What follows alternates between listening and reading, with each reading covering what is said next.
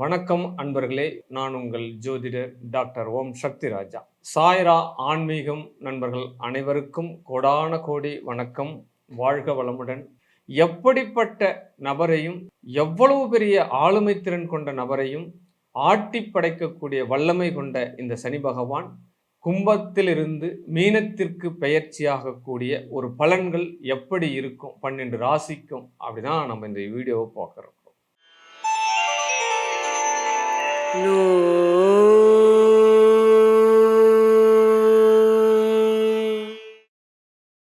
ஆற்றல் மிகுந்த ரிஷபராசி நேயர்களே, இந்த சனி பெயர்ச்சி பலன்கள் அநேக வெற்றிகளை உங்களுக்கு தர காத்திருக்கின்றது.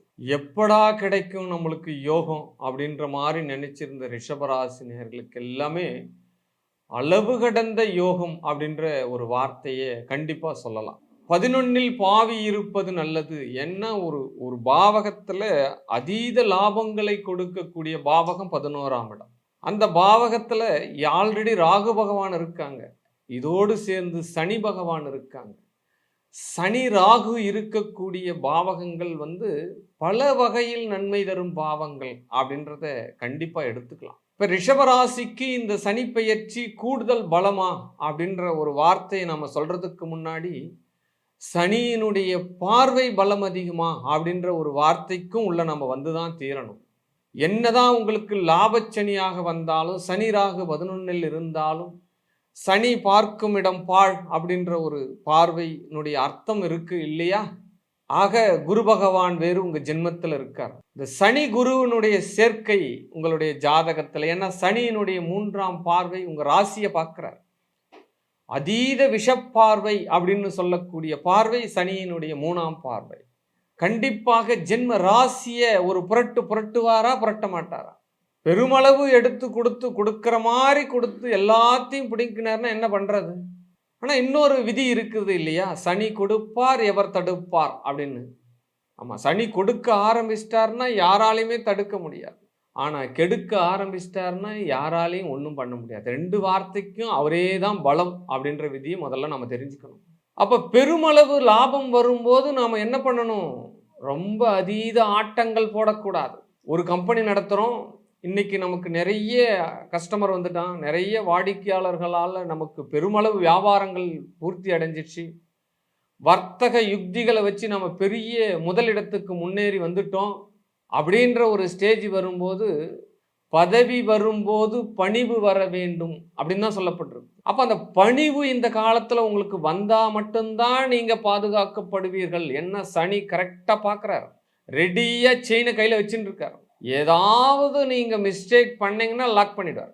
இந்த காலகட்டம் நியதி, நேர்மை, கடமை, கண்ணியம், கட்டுப்பாடு அப்படின்ற ஒரு வார்த்தை ரொம்ப ரொம்ப முக்கியம். இதுதான் சனியினுடைய தாந்திரீக புத்தி அப்படின்னு பேர். நான் லாபமா உக்காண்டவனுக்கு மிகப்பெரிய அளவு லாபத்தை கொடுக்க போறேன், இந்த 2.5 வருஷத்துக்கு அதீத வெற்றியை நீ காணப்போகிறாய் அப்படின்ற ஒரு வார்த்தை அங்க சொல்லிடுவார். இருந்தாலும் நீங்க எவ்வளவு ஆட்டம்னாலும் போடுங்க, எவ்வளவு பணம் சேருதோ, புகழ் சேருதோ, பெருமை சேருதோ, கௌரவம் உருவாகுதோ, இதையெல்லாம் நீங்க சமதளவு வச்சுக்கணும். அப்படின்னா நீங்க ஈட்டக்கூடிய வருமானத்தில் 3% தர்ம காரியங்களில் செலவிட வேண்டும். புண்ணியம் பண்ணணும், புண்ணிய காரியம் செய்யணும். எப்போ ஒரு மனுஷன் நிலையான ஒரு வெற்றியை தொடரான் அப்படின்னா, அவன் உழைக்கும் போதே, உயரும் போதே புண்ணியத்தை சேர்த்து கொண்டு வந்தால் மட்டுமே அவனுடைய வளர்ச்சி அதீத வளர்ச்சியாக இருக்கும் அப்படின்னு பேர். திடீர் யோகம் வந்துடும் சில பேருக்கு. தெருவில் நடந்து போயிட்டு இருப்பான், அடுத்த வருஷத்துல பார்த்தோம்னா பெரிய BMW அளவுக்கு போயிடுவான். ஒரே வருஷத்துல மாற்றம் அடைஞ்சிரும், உச்சத்துக்கு போயிடுவான். அப்படி உச்சத்துக்கு போகும்போது தலகால் தெரியாது, எல்லாமே பெரிய அளவில். யாரையும் மதிக்க மாட்டான், உறவினர்களை மதிக்க மாட்டான், நண்பர்களை மதிக்க மாட்டான், யாராவது உதவின்னு வந்தா அவங்கள திரும்பி கூட பார்க்க மாட்டான். இந்த மாதிரி சூழ்நிலை நீங்கள் நடந்து கொள்ளக்கூடாதுன்றது ஒரு எச்சரிக்கை மணிதான் சனி பகவான் லாபத்துக்கு வரக்கூடிய காலம். ரொம்ப ஹாப்பியா இருப்பீங்க, ரொம்ப சந்தோஷமா இருப்பீங்க, எல்லா காரியமும் ஜெயமாகும், எல்லாமே வெற்றி ஆகும். ஆனால் உங்களுக்கு லெட்ஜர் எடுத்துட்டு இருப்பார், எல்லாத்தையும் எழுதி வச்சுட்டு இருப்பார். என்னென்ன செய்கிறீங்க, என்னென்ன தப்பு பண்ணுறீங்க, என்னென்ன காரியத்தில் நீங்கள் தவறு பண்ணுறீங்க அப்படின்ற ஒரு ஏட்டு கணக்கை கரெக்டாக எக்ஸாக்டாக துல்லியமாக பர்சன்டேஜ் கணக்கில் எழுதி வச்சுட்டு இருப்பார் சனி பகவான். அடுத்த 2.5 ஆண்டுகள் கழித்து விரய சனியாக வரும்போது நீங்கள் செய்த காரியத்திற்கு பலனை கொடுப்பார். இப்படிதான் சனி பகவானுடைய யுக்தியை தான். ஆனால் ரிஷபராசிக்கு இந்த சனி பகவான் மிகப்பெரிய அற்புத வளர்ச்சியை கொடுக்க போறார். அதுல எந்த மாற்று கருத்தும் கிடையாது. ஆனால் வளர்ச்சியை கொடுக்கக்கூடிய காலத்துல நீங்க மிகப்பெரிய ஒரு பாதுகாப்பாக இருக்கணும் அப்படின்ற ஒரு விஷயத்தை முதல்ல தெரிஞ்சுக்கோங்க. உங்களுடைய ராசியினுடைய 5ஆம் இடத்தை பார்க்கிறார் அப்படின்னு பேர். அப்ப சனியினுடைய 11ஆம் இடத்திலிருந்து உங்களுடைய 5ஆம் இடத்தை பார்க்கிறார். அப்ப லாபஸ்தானத்திலிருந்து தானே பார்க்கறாங்க. உங்களுடைய பூர்வீக சொத்துக்களில் இருக்கக்கூடிய பிரச்சனைகள் எல்லாம் தவிடுபடி ஆயிடும். குலதெய்வ கோயிலில் இருக்கக்கூடிய குறைகள் நிவர்த்தி ஆயிடும். தோஷங்கள் விலகிடும். உங்க பிள்ளைகளுக்கு நல்ல முறையில் திருமணம் நடக்கும். பிள்ளைகளுக்கு நல்ல முறையில வேலை கிடைக்கும். சொத்து சேரும், சுகம் சேரும். எல்லா உறவினர்களும் எல்லாமே ஹோப் பண்ணுவா. உண்மையான காதல் மட்டுமே வெற்றி பெறும். இதுதான் உண்மை. நீங்க தேவையில்லாத அஃபெக்ஷன்லாம் வச்சிருந்தீங்கன்னா ரொம்ப ரொம்ப சீர்கேடு ஆயிடுவீங்க. ரொம்ப ரொம்ப மன வருத்தத்துக்கு உண்டாயிடுவீங்க. ஏளனமாக எந்த ஒரு விஷயத்தையும் நீங்க செய்யக்கூடாது. மிகப்பெரிய விஷயம். இருக்கக்கூடிய பாவத்திலே மிகப்பெரிய பாவம் பெண் பாவம். இது யாருக்கு தெரிய போகுது, என்ன பண்ண போறோம், கடந்துட்டு போயிடுவோமே அப்படின்ற நினைப்பெல்லாம் இங்க வரும். என்ன 11ல ராகு வேற இருக்கிறார். அதீத ஆசைகளை கொடுப்பாங்க இந்த காலகட்டத்தில். ஏன்னா நீங்க சரியா நடந்துக்கிறீங்களா தவறா நடந்துக்கிறீங்களா அப்படின்ற மாதிரி ஒரு விஷயத்தை உங்களை அவங்க தேர்ந்தெடுப்பாங்க. இந்த காலகட்டத்தில் நீங்க ட்ரூவா இருந்தீங்கன்னா அடுத்த 7.5ல நீங்க தப்பிச்சிடலாம். ஆனா ரிஷபராசிக்கு அருமையான காலம் அப்படின்ற ஒரு விஷயம் இந்த சனி பெயர்ச்சி. அதுல எந்த மாற்று கருத்துமே கிடையாது. சனியினுடைய 10ஆம் பார்வையாக உங்களுடைய பாக்கிய ஸ்தானத்தை பார்க்கிறார். சனியினுடைய 10ஆம் பார்வையாக உங்களுடைய அஷ்டமஸ்தானத்தை பார்க்கிறார். சனியினாலே ஒரு மிகப்பெரிய ஒரு அசுப கிரகம் அப்படின்னு பேர். 8ஆம் இடம் என்பது அசுமஸ்தானம். பெண்களுக்கு தான் அது மாங்கல்ய ஸ்தானம் அப்படின்னு பேர். அப்ப விபத்துகளை சந்திக்கக்கூடிய இடம் 8ஆம் இடம். அவமானங்களை சந்திக்கக்கூடிய இடம் 8ஆம் இடம். ஆனா 8ஆம் இடத்துக்கு தான் புதையல் அப்படின்னு பேர்.